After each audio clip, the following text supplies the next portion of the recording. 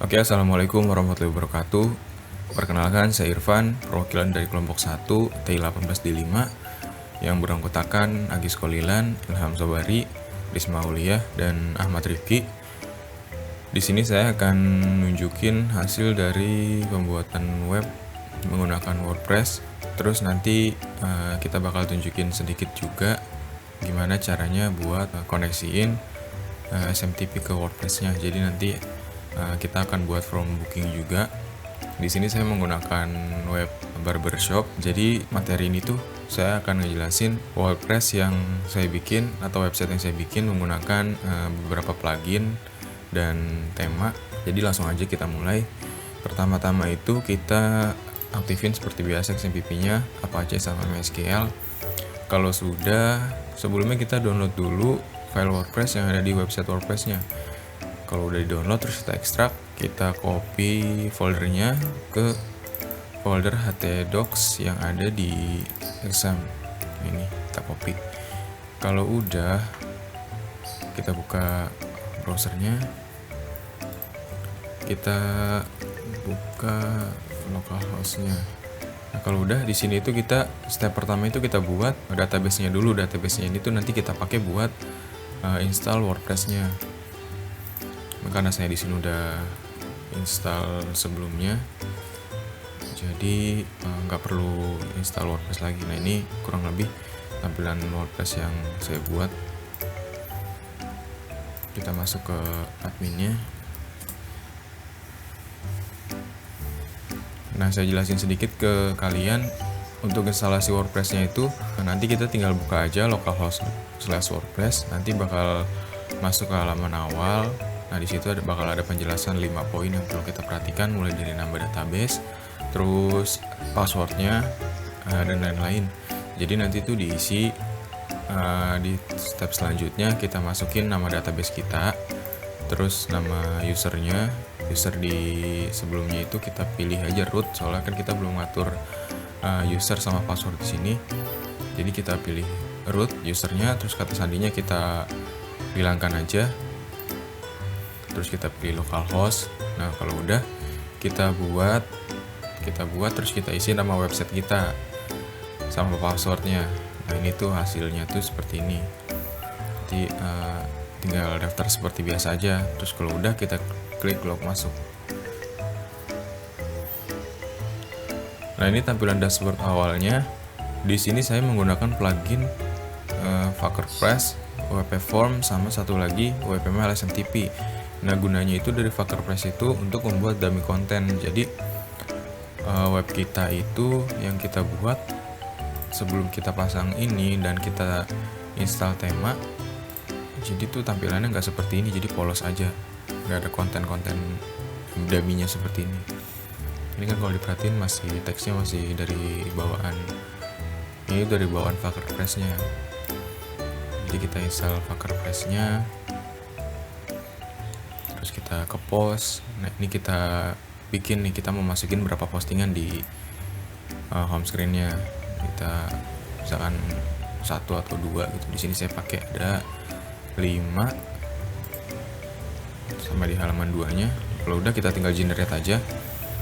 Nah, untuk tampilan dari home screen-nya sendiri, kita bisa klik di sini. Nah, ini jumlah paling banyak dalam satu halaman itu ada berapa. Kalau ini kan saya pakai 3, jadi post yang selanjutnya itu akan dipasang di halaman berikutnya, akan dipasang di sini, masih kosong kayak gitu. Tadi saya membuat postingan awalnya itu di WordPress itu ada 5, jadi 2 halaman itu di halaman kedua. Kalau udah kita tinggal simpan perubahan aja. Nah, untuk plugin selanjutnya itu, WP Form itu buat untuk ngebuat formulir atau form. Jadi kita buat yang paling basic di sini. Jadi kayak isinya itu nama, no HP, email. Ini service dari layanan dari kita. Ini pesannya. Kalau misalkan mau tambah, kita tinggal ini aja, kita tinggal klik di sini, tinggal geser ke sini aja. Kalau mau nambahin kolom baru atau form baru. Kalau udah kita tinggal save aja. Nah, itu gunanya WP Forms. Selanjutnya itu ada plugin yang namanya WPML SMTP. Nah, kalau ini gunanya itu untuk mengkoneksikan email dari form booking tadi. Jadi apa yang kita submit di booking akan ke direct ke email adminnya. Ini nanti akan saya jelaskan sedikit step-stepnya. Kalau udah kita ke tema. Nah, di sini saya pakai tema Fasify. Kita pakai tema Fasify, tampilannya seperti ini kurang lebih. Nah, terus selanjutnya tadi saya membuat di sini ada menu dan ada link sosial media, terus sama footernya. Cara bikinnya itu kita tinggal membuat laman aja sih sebenarnya, membuat halaman baru.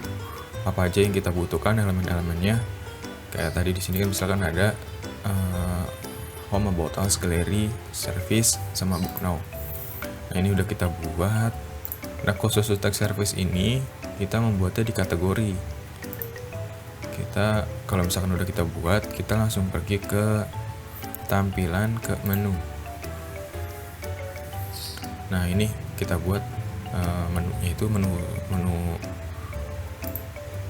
utama. Nah, ini isi dari menu utama.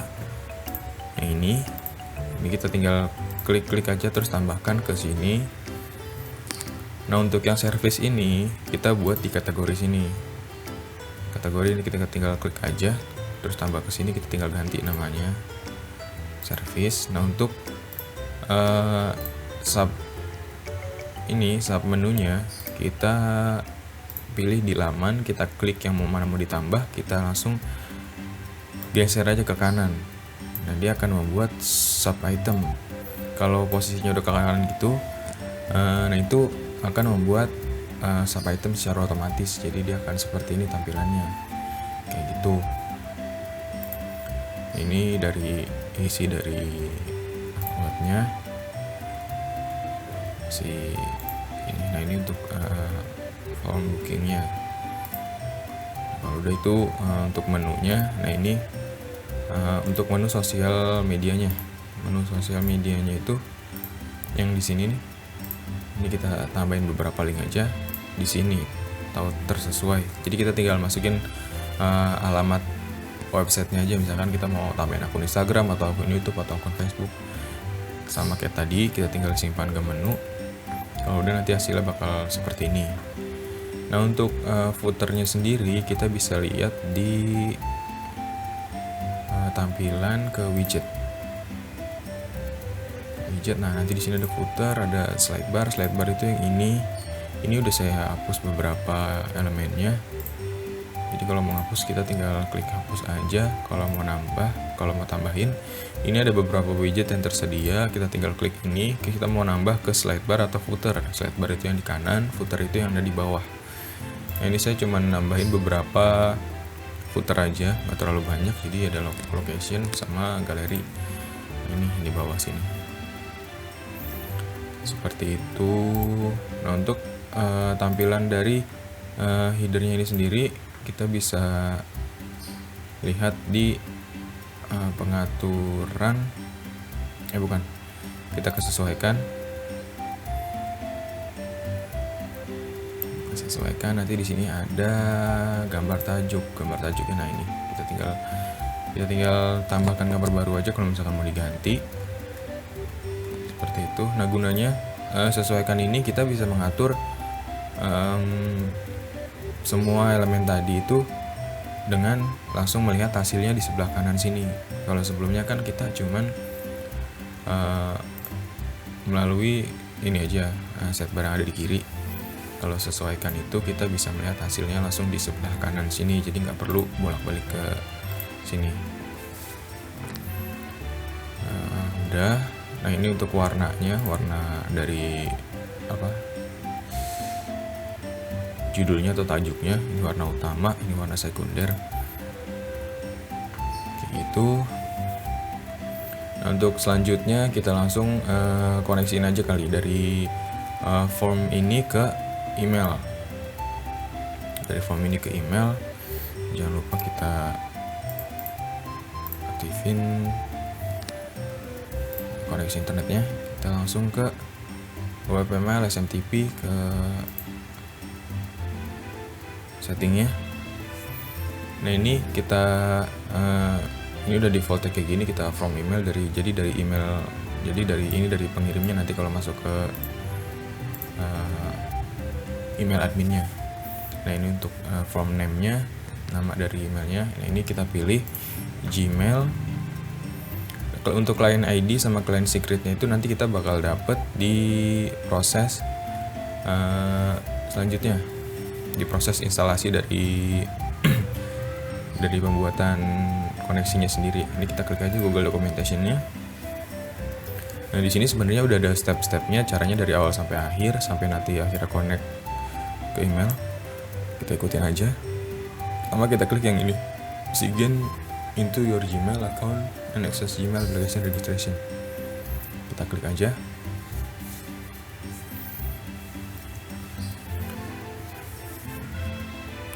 Nah ini kita buat create new project, continue.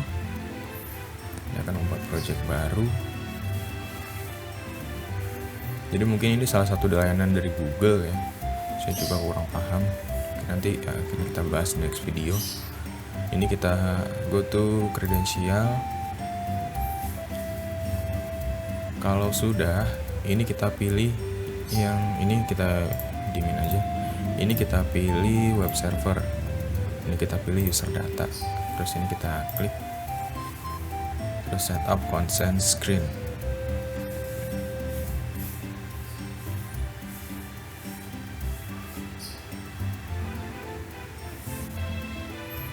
Nah ini kita langsung create aja, nggak usah dipilih apa-apa.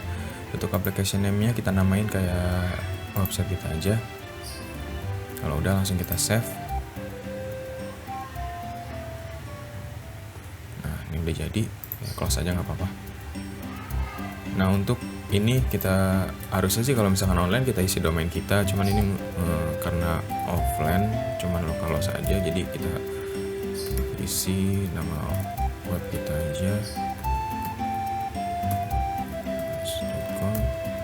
Nah ini untuk ini kita copy yang authorized redirect URL. Kita copy, kita paste ke sini. Kita refresh.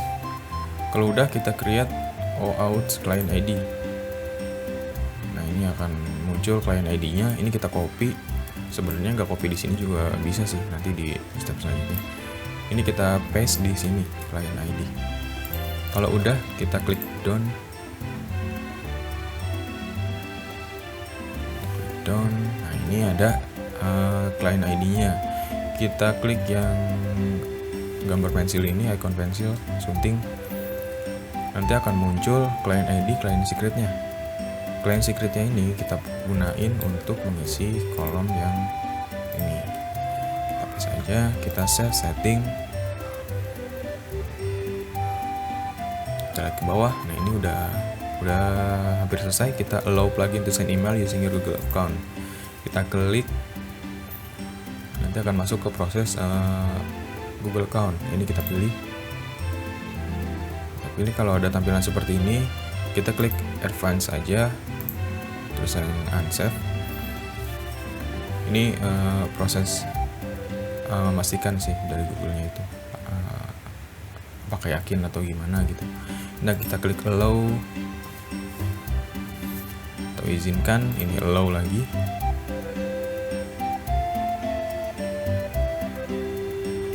Kita lihat di sini. Nah ini udah sukses tandanya, udah kekoneksi ke email. Kita bisa ke email test aja. Ke email test kita send email untuk mengetes koneksi antara WP email SMTP-nya ke email kita. Ini kita buka mailnya aja. Langsung. Nah ini udah masuk email testingnya. Email testingnya udah masuk. Nah, selanjutnya kita coba menggunakan formnya ini. Kita coba bikin.